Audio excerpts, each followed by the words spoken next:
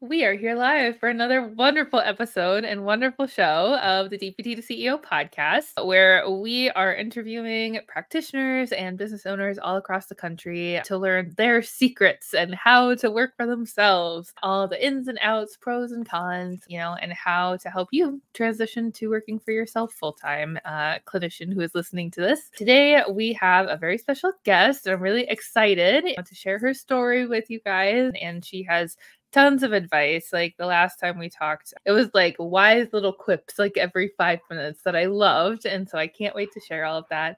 But before we dive in, I just want to let you know, whoever's listening to this out there, if you are thinking about wanting to start your own practice and get into working for yourself full time, and you would like a little hand holding along the way and perhaps a step-by-step roadmap of exactly how to do that by somebody who has done that before and literally still does that now, please visit us at the links down below. Either going to morganmeese.com, and we have a program called DPT to CEO to help you out with that. But our special guest also could potentially help you out with some businessy things, and her links will be down below too. So with all of that, let's go ahead and get started. Krista, welcome to the podcast. Thank you for being here.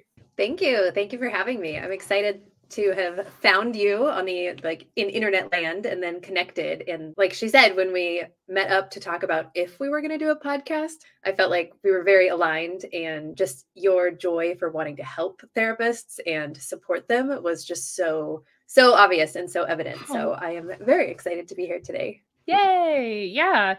It's a really cool experience, and probably one of my favorite things about, starting this journey way back 5 years ago and getting into the business realm of things is getting to meet other therapists all across the country doing really cool stuff. And I know that is definitely a big thing that we want to talk about today is just, the options that are out there.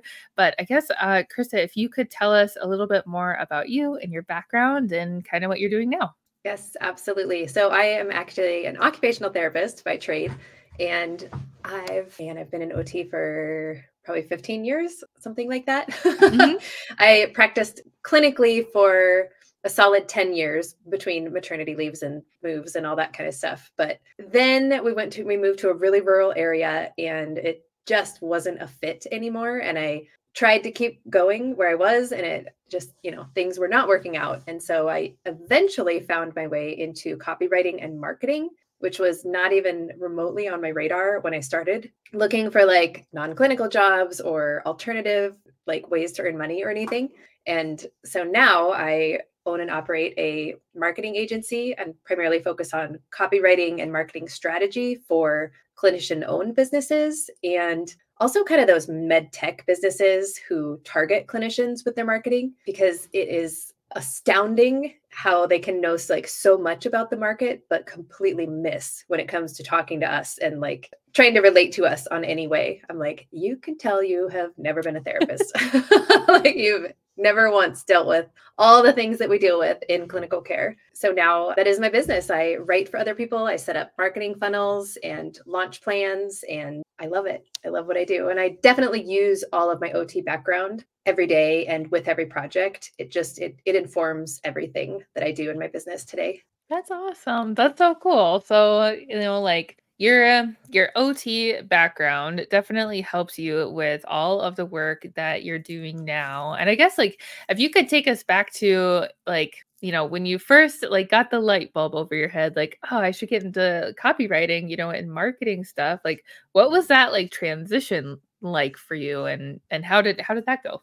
Yeah, that's a good question. I get asked that a lot because they're like, how did you even find this? Yeah. And I did not know what copywriting was when I was already copywriting in a volunteer role. Mm-hmm. Our school here in this rural area that we live in now in Washington was really small and just starting up. And they needed someone who could write blogs on their website and write emails to tell our, email list of 20 people what was happening and write social media posts. And then they wanted an Instagram account, and it just snowballed into I was writing all the things for them. Mm-hmm. And eventually another parent came along and said oh, you write great copy. And I had no idea what she was talking about. Being people who've been in academia a long time, we go through all the school to become therapists. The word copy is not a flattering thing for anybody to say to you. And so I was like, well, I didn't copy anything. She was like, oh, you have no idea. So she explained copywriting, which then sent me down like the Google rabbit hole of figuring out like, what is copywriting? And I started getting targeted for all the ads, you know, because everybody has great marketing. And I eventually realized that I could do what I was doing, but I could get paid for it. And so I found a coach and a copywriting course to get myself started and built my business at that point. But I truly have no other like formal education in copywriting or marketing. It's all, everything has been like self-taught and learned through different programs, and getting coaching and mentorship has been really the direction I went. I didn't go back and get another degree to become a marketer or copywriter. Yeah, and I think that is a great point to bring up, Krista, because like we were just talking about a little bit before we got on, you know, like sometimes us therapists out there have this like little thing called imposter syndrome. This like little like not so known thing, you know, where we feel like we like either just like not good enough or don't have like the right skill set yet, you know, like there's just like something missing preventing us from jumping into something unknown, like whether it's starting a business or a totally like new non-clinical skill set. And so I guess like, what was that like for you? And like, what advice do you have for other people with that? Yes, it was terrifying. And really, once I kind of figured it out, I was like, oh, like we come from such a highly regulated industry where, you know, you can't call yourself an OT unless some governing body says like, you can use this. You can't have the L after your name or the R or, you know, the D without like somebody else telling us we can use that credential, or we can say like, I'm a therapist. And so to step into a completely unregulated field, it was up to me to decide like, I can start calling myself this. I can just show up on the internet and say, I'm a copywriter, and no one else is there to like say yes or no to that. So that was probably one of the biggest like mental hurdles I had to get over. But in the group that I was in, I mean, there's people with no college degrees, there's people with PhDs, there's, you know, this whole smattering of people. It really kind of was eye-opening to say like, okay, well, I need to embrace this and like own this title. Otherwise, I'm never going to get anywhere with this business. So it was really hard. I do have like a few little certifications at this point that I've earned through different programs, but honestly, it's mostly an internal process to work through that yourself and say like, okay, like I've learned the thing and I've done the thing. So now I just need to own that title. You just have to keep stepping forward, even though there's nobody to tell you that like you have approval to like take the next step. Yeah, absolutely. It is a totally new experience, like you said, from, you know, like just like our field in general, highly regulated, licensing, exams, all that stuff, continuing education, and even like in school too, like very, very rigid, very difficult time in my life going through school.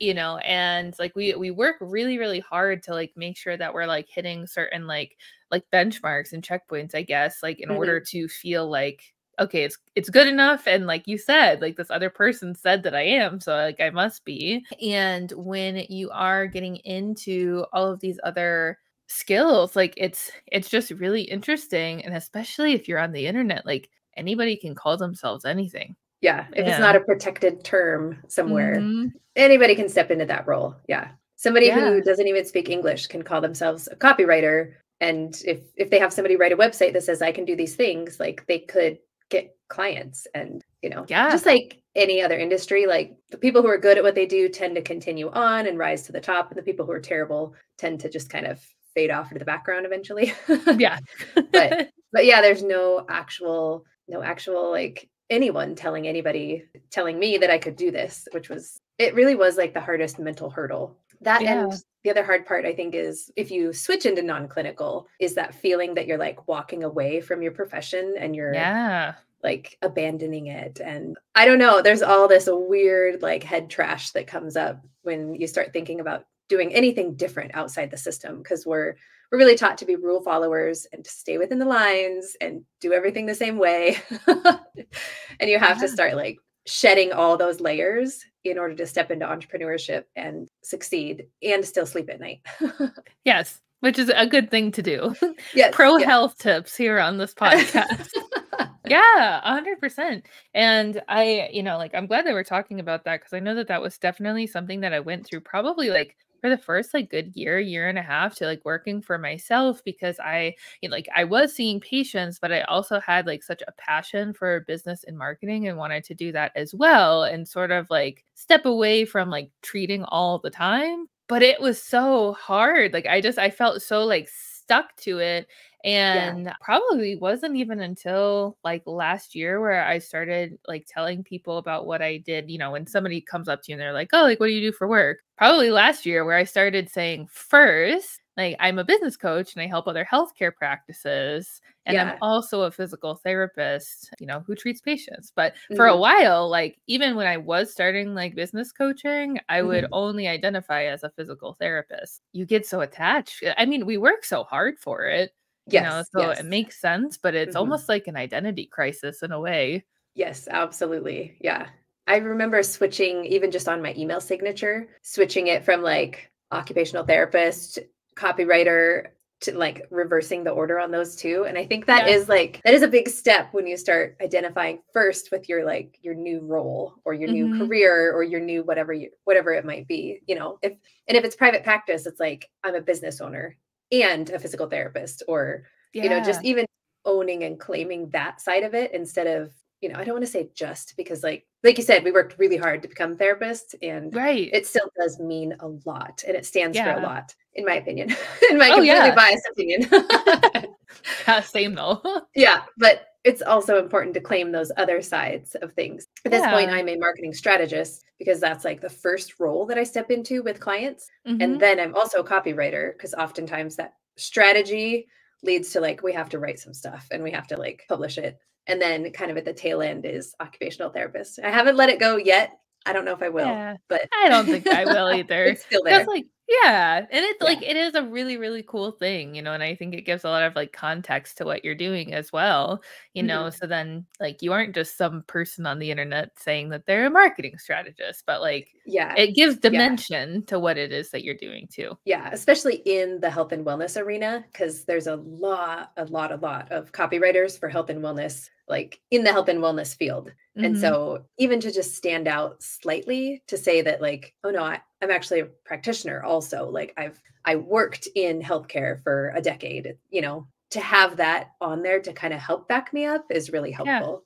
It isn't the thing that like tips people over the edge though, which I think is hard. And that a lot of clinicians face that when they transition out is like, it doesn't carry as much weight as we really think it should.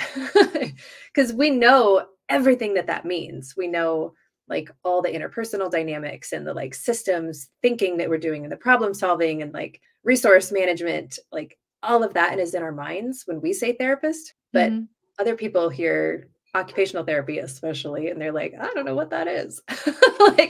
And they're like, oh, they assume either if they have experience with adults, they're like, oh, like you help old people like do some things, or they see pediatrics, like one or the other, usually nothing else. There has to just be more explanation with like what being a therapist means, and you have to sell that outcome versus like just selling the fact that I'm a therapist and therefore I can market your business. Actually, that is a really good thing to bring up that I'd love to get your opinion on. Is just like whether it's when you're like going to introduce yourself, or I guess maybe just like presenting yourself online. I think that, and this comes from, I think, just like the field that we started in as a certain like technician, right? Like a therapist is like a certain technician, I guess. And so when people will ask you like what it is that you do, and you'll just be like, oh, like I'm an occupational therapist, and like the conversation ends. Like that's just kind of like where it stops. But like learning how to expand upon that and really share with people like the solutions that you have to offer, or like the problems that you fix for people, I guess. And maybe even from like a copywriting perspective, like what advice do you have for our listeners on how to like make that introduction productive for them? Yeah, because when you say, physical therapy is so much more well-known and understood. So when you say I'm a physical therapist, people kind of have a picture in their mind and they're like, oh, okay. And they need no more information. They don't maybe want any more information. But if you own your own business, especially if it's like a niche business and it's very specific, if you just say, oh, I'm a physical therapist, you have like no chance of connecting with that person and like pulling in your perfect fit clients. And I'm forever telling the OTs that I work with or coach in different programs. And every now and then we get a PT in there too. And I've noticed it's kind of the same problem. But I'm like, you have to stop selling OT. Like nobody is buying OT. Very rarely are they buying actually OT. What they're buying and what they're looking for is the outcome. So kind of like what you're saying, you have to lead with something like, oh, I help people get this outcome through physical therapy or like by working with them as a physical therapist. And it kind of circles back to your title, but you have to hook them with that outcome that they want. Yes. Especially on websites, in your emails, on your flyers. Like flyers are notorious for being like physical therapy. And then it's like, cool. I know. You and like 27 other clinics within like striking distance, except in our community where we hardly have any. But in most cities, like, you know, they're kind of like coffee shops on every corner, right? Yeah, exactly. And like, if you don't like say anything or write anything to add like any other dimension to it, like I just, envision anybody like looking at your stuff or listening to you is going to be like, so what? Or, maybe they do already have like an experience with PT, OT, speech therapy, whatever, with somebody else. And maybe it was horrible. And then they're like, oh, you're a PT. Versus like if you add more context to it and actually like expand upon things, it'll, give them a reason to keep talking to you and also want to like learn more. Yes, for sure. And especially if you can figure out anything about that person first, then you can kind of connect it to what they're interested in or what they're needing or what they're talking about, because that helps it like mean more to them instead of just these blanket statements that are so generic or even lofty. Sometimes people have, the lofty, like ChatGPT is really good at writing them, like we're going on a transformational journey together to blah, blah, blah. And people are like, oh, okay. Like, I don't know what that, like, what does that mean? Like, so I always tell people to make it really, really specific, for whatever it is that you're trying to target, get real specific and use their words, whatever, like however your clients describe what they want, use those words in your marketing. That's the copy part of copywriting. You just copy their words and then stick it in your marketing. That's usually what performs best, better than anything I can dream up or anything ChatGPT can write. Like the words that your people use are the words that you want on your marketing. Yeah, 100%. I feel like if you're not sure like what your potential clients will say, you could make something up and then ask them for feedback. But yeah, like that is it's going to help so much, especially like sticking to things that are more like medical in nature, like in your writing. It's like a secret vocabulary that only we really understand. So being able to kind of like speak in regular words is good too. Yeah. All the outcomes that we get or are like driven to get, like maybe it's better fall scores or something, or like your range of motion and your strength and all of that, like really care about that as much. Like they might kind of connect with strength, or if they've truly had like limited range of motion and they've heard that before, they might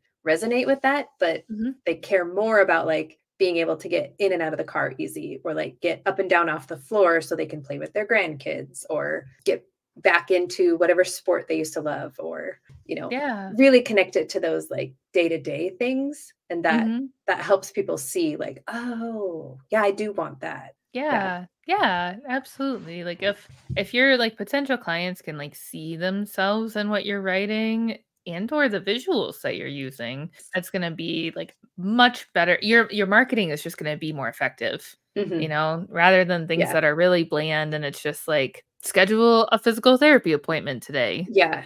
To reduce your pain.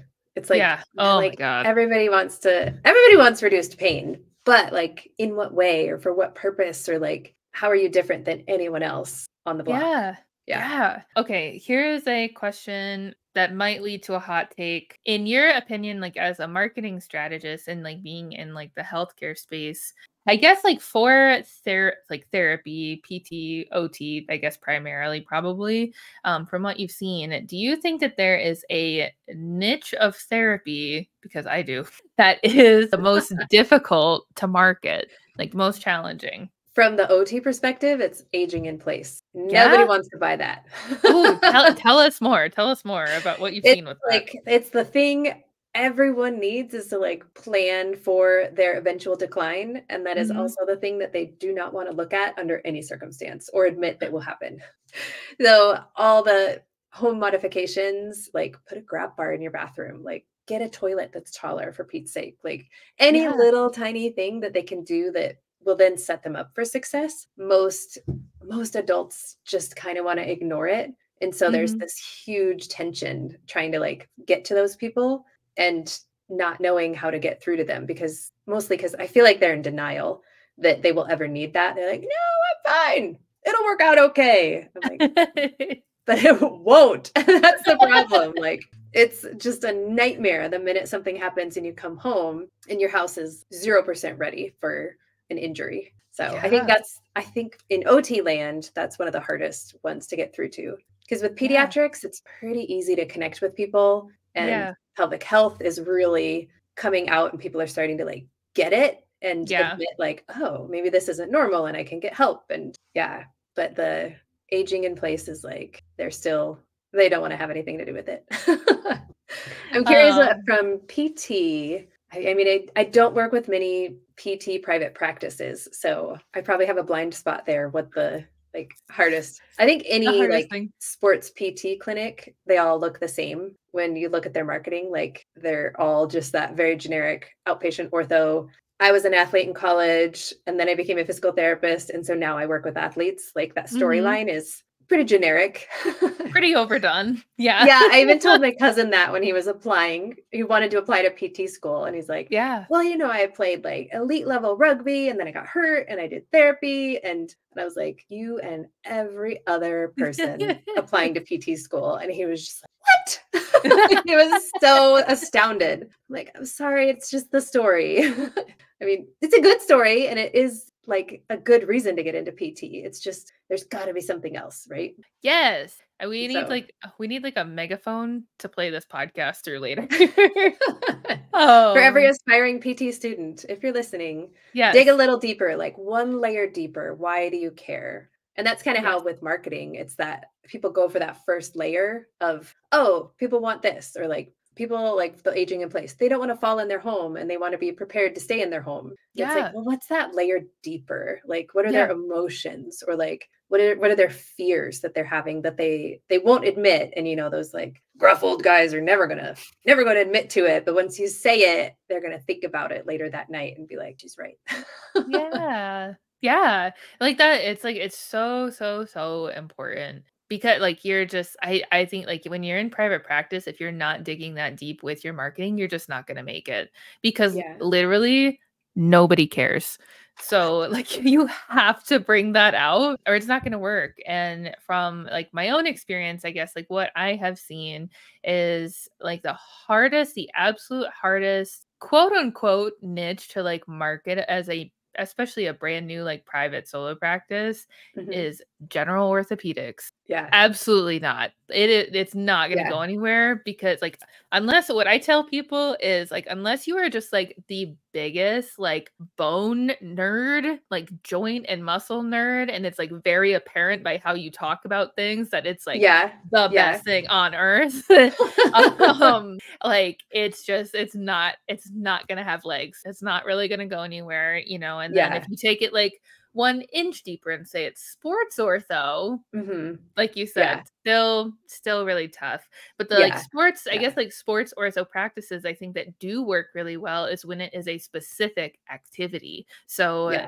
like Yeah. I'm in CrossFit, my Mhm. assistant coach is in racket sports. And so like your potential clients are able to say like, I do that sport and also have joint pain. Yeah. Maybe they can help me, are getting into like pelvic health stuff because you very easily can say, are you peeing your pants when you really don't want to? I can help you with this, Yeah, you know, and it's exactly. like very specific like problems. So people can really like self-identify. Yeah. Even if Versus you get down to like being the shoulder person or like yes, the hip and I knee do. person, the ankle person, like it's Yeah. it's better than being like, "Oh, orthopedics." Great, but like what do they actually do? Yeah. Right. I'm Yeah. training my parents to even look for that when they're looking for doctors or therapists. I was like, Mhm. I mean, you don't want the knee gal working on your shoulder. Like, we need to find the shoulder gal for the shoulder. Like, Yeah. and they're like, Yeah. okay. Like, so we're trying to make, the consumers savvier too. And I think they Mhm. usually are. They can't pinpoint why they're choosing one over the other. But Yeah. they know something in your marketing either resonates with them or it doesn't. And if they're like lukewarm about you, they're not going to book, or they're just not going to come back. They're going to kind of, Yeah. you're going to have to do all the work getting them into the door, which is not fun. Yeah. Yeah. Oh my gosh. It's That's all exhausting. non-billable time, friends. Right. Yeah. And when you Yeah. own the business and you're running the business, all that non-billable time feels like it feels heavier. It feels like a lot more. Yeah. It definitely does. And like that's why like and I just posted about this and I'd be curious to see, like if this resonates with you, Krista, but after 5 years of being in business now, I am really starting to see and like share with like our students in the program that, even though I would say like a lot of clinicians are like, "Oh, I want to work with my own clients, but I don't want to do any sales and marketing." The only way your Yeah. business is going to succeed is if you get really good at sales and marketing. Like you Yeah. kind of have to prioritize like those activities first and get better Mhm. at those things so that you get to be the clinician. And Yeah. yeah, like if we're not like prioritizing those things on a regular basis while we're still building a caseload, it's going to be a while till we get where we want to go. Yeah, and word of mouth is, like, amazing, but you have to get it started, and it's unpredictable. You don't have control over that faucet, and Yeah. so at any point in time, like, your favorite advocates might move away, or they might just go silent for some reason that is completely unrelated, maybe they had an Mhm. uncle die or something, and they just Yeah. stop talking to everybody. Then Yeah. if you don't have that, like, you have to do it yourself. And Yeah. I think we can also like reframe sales a lot for a therapist because, Mhm. we don't have a really good thought process around sales. Yeah. It seems very sleazy and very pushy and all of that. But I don't know about PT, but every time OT walks in the room, we have to sell our services because nobody knows what it is. They don't know why they want it. They don't want it. They don't need it. Like, oh, are you my physical therapist? And you say, no, I'm an occupational therapist. And it's immediate resistance. And so like we have to be in sales all the time. Mhm. Like you already do sales. Like Yeah. every time you get a client to agree to work with you when they would rather lay in bed, or you like show up at their door if you're home health and they want to pretend like they're sleeping or anything other than work with you. Like you're selling your services, and that's how you can do it when you have a private practice is like figure out what do they want and what do they need, and then you Mhm. you pitch them on that, and you share the big why, and you get them excited for it. So Yeah. therapists have sales skills, they just don't know they have them. Exactly, They're yeah. built in there. That's what I always, like, tell people too. I'm like, Number 1, have you ever evaluated a patient? Yeah. Did you get Mhm. them to come back? Yeah. We've done a sale. Yes. You marketed your services and you made the sale. Yeah. Yeah, Yeah. exactly. And it really is like when you like reframe it from like also I think like when you're first like learning sales, it's kind of like this feeling of like I have to like get patients to pay me. Like I have to like convince people to work with me. But it really like more so is the way that I look at it is you're kind of just like interviewing somebody to see if you're the right person to help them. Mhm. Yeah. Because like there's always a chance that you're not, and being like learning to be okay with that is like part of the process. Yeah. And that Yeah, skill definitely translates over into non-clinical. It used to be how I was, where I was like, okay, you go on a sales call or a discovery call and you're trying to close the deal. And right. now I'm like, I really want to know if we're even going to like mesh, because I don't Yeah. want you as a client if we're not going to mesh well. Or like you Mhm, said, if I don't have the right skill set to help you, I don't want to work with you. And that was like the same as a therapist, because I worked in a lot of rural and underserved areas, and mhm. people would come in and I was like, I am not the right person for you. Like, Yeah. I remember some of the hand therapy cases, and I'm like, I am not a hand therapist. I'm like looking it all up beforehand. And if they couldn't get anywhere else, then, we do our best. But Right. most of the time I was like, is there a different clinic within the same striking distance that like you Yeah. could get to a specialist? Because it was not my wheelhouse. Yeah. Yeah. Yeah. And it's okay And to say no to people, because I yes. think when you tell them, like, this isn't like the thing that I'm the best at, but I know someone who's really Mhm. good at that. And you send that person to like the right specialist, then next time they remember you because they were like, oh, that person was truthful. They were honest. They were like straightforward. And if they have something come up that is in your wheelhouse, they probably will be very comfortable coming back to you. Yeah. Yeah, absolutely. And I think it really like it goes like really well with like one of the values that like I would say most if not all of us have is high quality patient care. Yeah. Like doing what is best for the patient rather Yeah. than feeling like you have to like hard sell everybody who like comes Yeah. across your practice. Yeah, and you don't have to give that up when you go into private practice, because you can still, even those referrals, if you're the first to refer to somebody else, Mhm. usually that's going to be reciprocated. That's kind of my take on referrals with other service providers, is Yeah. if I can make the first referral or the first connection or be the first one to like give, then I've noticed they are so much more likely to turn around and do the same. But that Mhm. first one is really awkward and kind of hard. And then, sometimes I pass a project over and I'm like, "Ah, I probably could have figured it out and done it for them and earned the money." But at the end of the day, I'm like, it's not my wheelhouse. And so Right. I don't want to like spend all the extra time researching and figuring it out in order to do one project and do it okay. Yeah. When somebody Right. else could have done it really great. Yeah. Yeah, for sure. And I think that'll also make it so that like the business that you're building and your experience in that business is going to be much better than like filling your time doing stuff where you're like half aligned with it, Hmm. just Yeah. because. Instead, if you're doing work that you're like mostly really passionate about, you're going to enjoy your time. Yeah. And you just become more and more specialized as Mhm. that goes on. Yeah. Yeah, yeah, exactly. And so, like, that's something that I always, we were talking about this before. A question I get asked a lot is, like, should I just take one more Con Ed class? Like before I get into this, like, I'll just take like one more certification class Yeah. and Yeah. then I'll be ready. And I feel very strongly that that's not true. You'll never Like, be ready if you don't just take action. Like, right. you have to take Yeah. action first, and Mhm. then, because none of us don't know what we're doing. Like,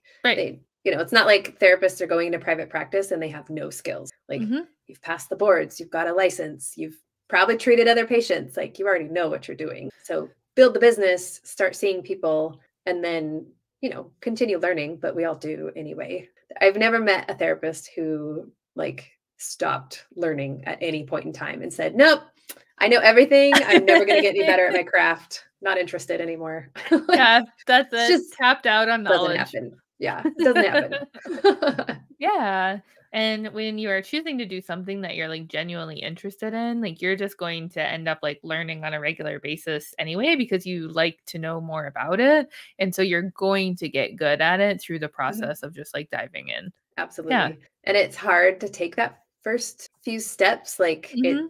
it's way safer and way easier to prepare and Yeah. continually prepare and plan and make another graphic or like adjust your website like, more before it's published. Like, Yeah. it's those are all like very safe and ineffective ways to use your time. So Mhm. you just have to step into the scary unknown, and then start course correcting as you go.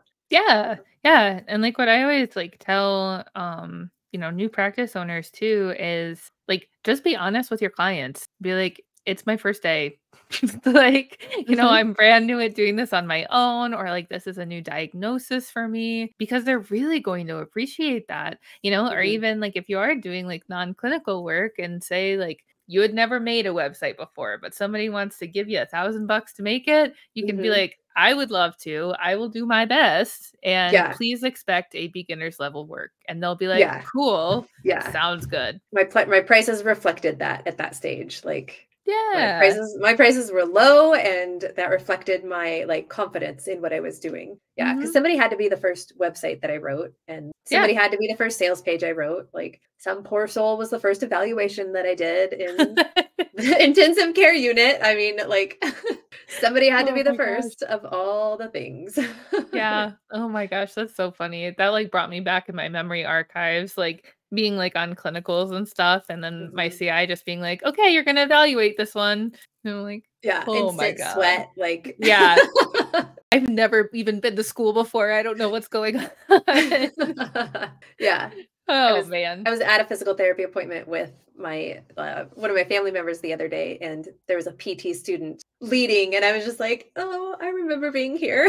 Yeah. Like being the student, and like, the instructor is just kind of like hovering off in the edge, and I was like, "You're the supervising PT, huh?" And he was like, "Yeah." Like it's very apparent. Yeah. Yeah. Yeah. It just But it's always gonna be your first day doing something. yeah, you've already gotten the stamp of approval, and you're a licensed professional, so go forth and do the thing.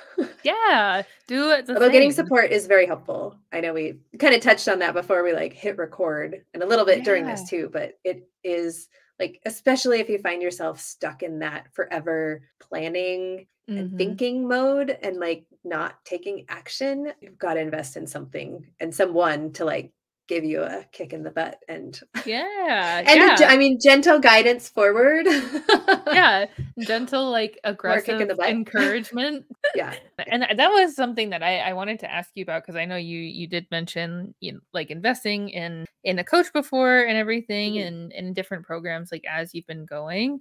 I don't think we talk about that like on this podcast enough, but like, for most people who are like first getting started in business and they decide that they do want help, typically coaching and consulting is not cheap, and there can be like a lot of sticker shock with that. But I guess, can you tell us more about like your experience investing in coaching and like, I guess, like advice, like mindset stuff that you have on that? Yeah. What like just crossed my mind when you said that, because I was just talking to that PT student, was like, we have actually already invested in coaching by the time we become Yes. professionals, Hmm. because we were paying tuition the entire time as we were learning, and someone was like mentoring and guiding and teaching us. And I think I like that just came to my mind. I was like, oh no, we've already invested in coaching. We just called it, degrees. And so we Yeah. didn't think it was coaching, but it is totally the same thing. Yeah, I think when I first was getting started, I was the same way. I was like, I'm going to find some free resources and figure this out on my own because I don't want to spend any money.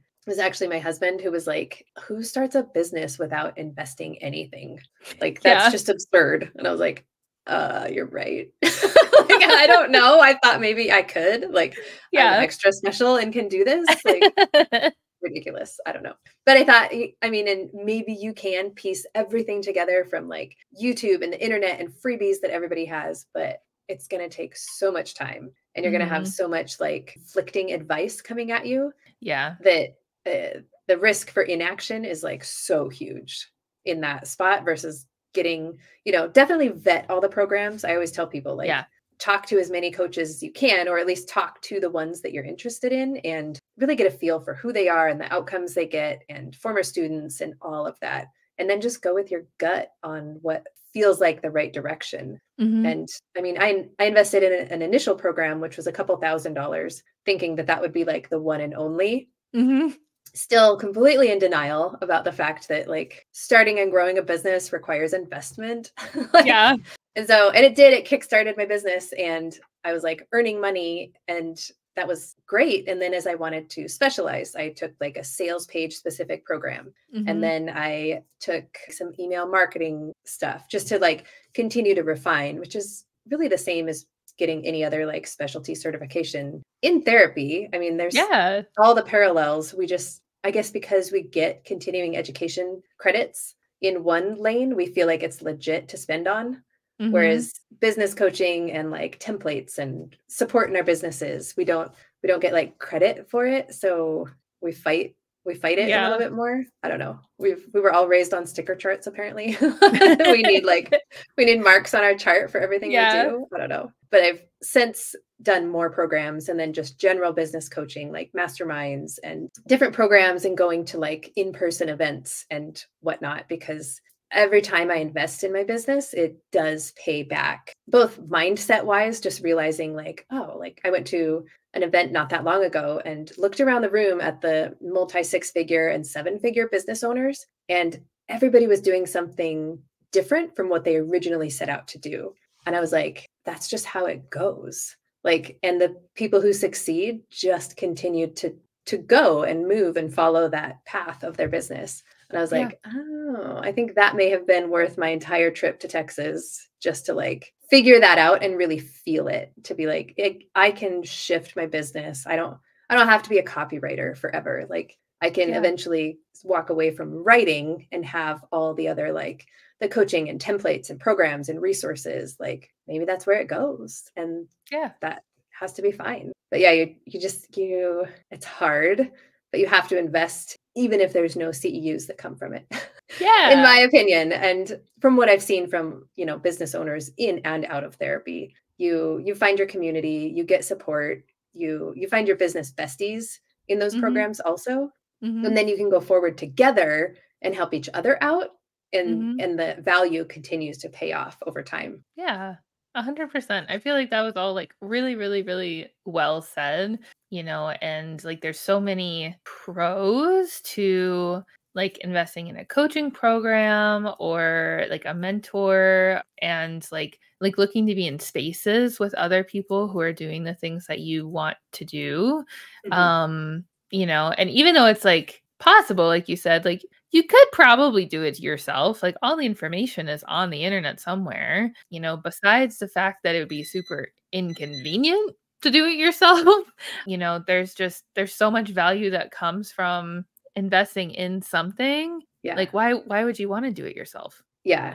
Yeah. And it's very lonely, and you will second guess a million times over if you don't have someone to like talk through things with. I have people on Voxer, and we're constantly like back and forth with ideas or with issues, or if another copywriter, if she gets approached by someone and it's like a really bad deal, she'll just kind of be like, hey, just keep your head up for a situation similar to this, and like maybe be cautious entering it. And I do the same for her, so that we're looking out for each other, helping each other out. Yeah, that's really nice to be able to develop like those relationships, where like if you were doing it on your own, or you stay stuck in a job that you hate, you might not ever be able to develop those relationships and those like lifelong friends. So yeah.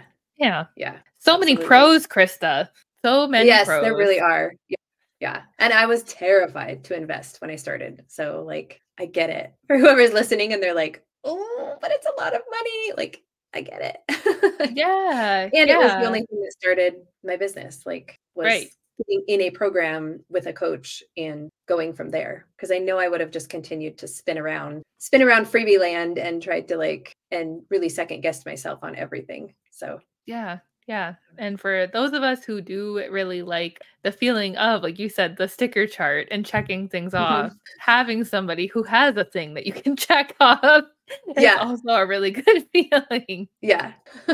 Yeah. Oh my gosh. Well, I know we're coming like to the end of our time today, and this is probably like a bigger question maybe for next time. But before we get to sort of like the wrap up of the show, I just wanted to touch on really quick, for people who are thinking, maybe they want to work for themselves, but they don't want to like go into private practice and seeing patients. They want to maybe go the non-clinical route. Can you share with us just like some other examples of like different, I guess, ways you could like freelance perhaps, or like go into business for yourself? Yeah. I mean, the freelancing route can be pretty much any task that you can do for someone to save them time. You can freelance. I know that there's therapists who are like virtual assistants, graphic designers, copywriters, like even executive assistants, or tech people. If you're a techie person and you can learn a few different softwares, you could definitely market those skills and sell them to business owners who could figure it out. Like there's a lot of tech I could figure out, but I don't want to figure it out. Yes. It'll take me 3 hours on the internet to do like a 20-minute job. Mm-hmm. Or I can hire someone to just do the 20-minute job.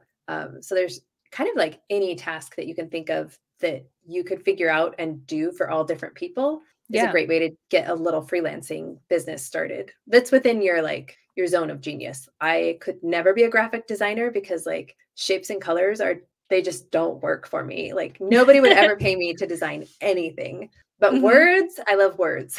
Like I could do that. But I also know I'm kind of the more traditional non-clinical jobs. Maybe it's reviewers and utilization, like all of that. And there's programs to help people get into those positions. Like I don't really know what most of them are because I didn't go down that route as much. But I also know like a pharmacist who became a winemaker. Ooh. Yeah. Which when I thought about it, I was like, oh, that's like the exact same skill set. She's like precisely measuring everything. She's looking at all the chemistry of everything and like testing levels and measuring. And I'm like, this is the perfect fit. And I would have never guessed it. Home organization, any sort of coaching and consulting. I mean, you have to market yourself as the solution. Like we were saying earlier, not as like a therapist. Yes. I'm a physical therapist and I'm going to organize your home. They're going to be like, weird. They're going to be like, no, thank you. Yeah. There's like a OT who has this super successful home organization business. And it just because it meshes with her skill set and she understands like why people are so disorganized and why they've gotten into the spots that they've gotten into. And so she's addressing like a lot of mental health within home organization, but she's not selling like mental health services. Those are just kind of an undercurrent with it. Yeah. So there's like a million different ways people can go with our skill sets. Yeah. Like I think realizing that just because like you have the letters behind your name, it doesn't mean that you're like locked in a box and you can't ever do anything else. Totally okay to change your career. And it's also totally okay to change it and go back to it as well.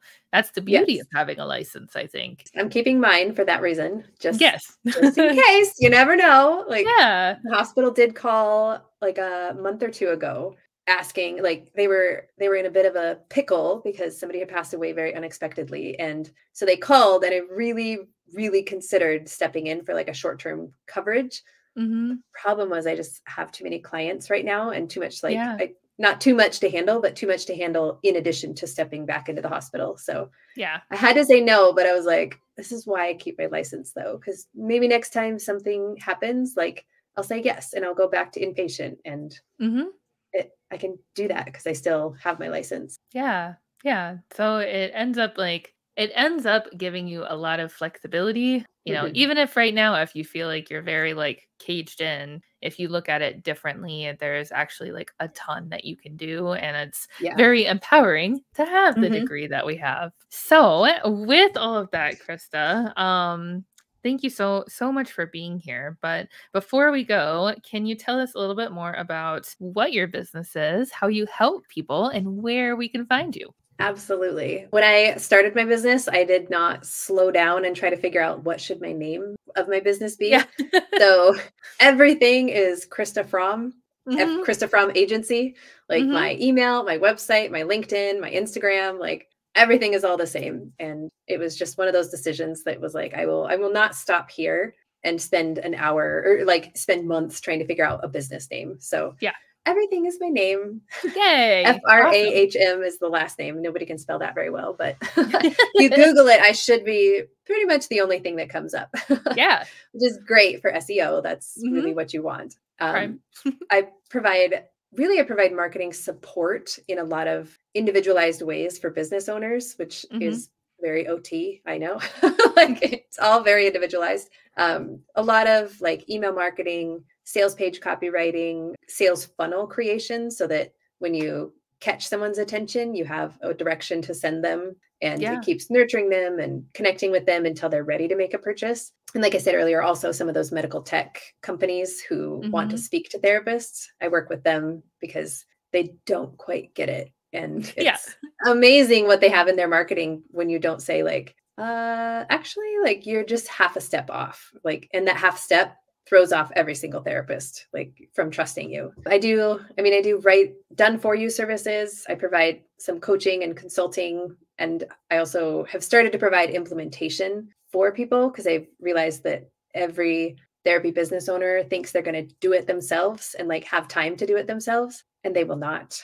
They will get the marketing assets and then they will sit on them and beat themselves up that they're not getting to it. And I'm like, so we're not going to play that game. I'm going to implement everything or have a team member implement. And so pretty much I'm most active on LinkedIn, but I'm also on Instagram or my email. Yeah. Awesome. Great. I guess the other thing is I do have like a testimonials training that I have posted, which is primarily geared toward online business owners, but definitely applicable to anybody with a bricks and mortar business or a private practice. It's a matter of like how to get the right testimonials and then how to format them and how to use them so that they draw in more clients. So you can find that on my website and probably on my social medias too.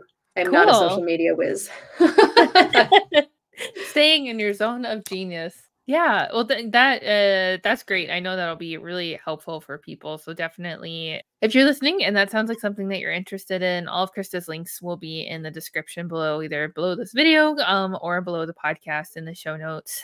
Overall, I feel like this was very enlightening, Krista. So thank you so much for sharing everything. That's great. Thank you for having me on. If anybody has questions about anything, let me know. Yeah, absolutely. Awesome. Cool. And so we'll go ahead and wrap up today's show and this episode. Thank you so much for listening. If, you want all of the copywriting help and all the things that Krista has mentioned, definitely check out her stuff. If you are wanting to start your own solo practice and would just like to be handheld through the process, please apply to the DPT to CEO program. And the link for that is down below too. But yeah, we will catch you on the next one.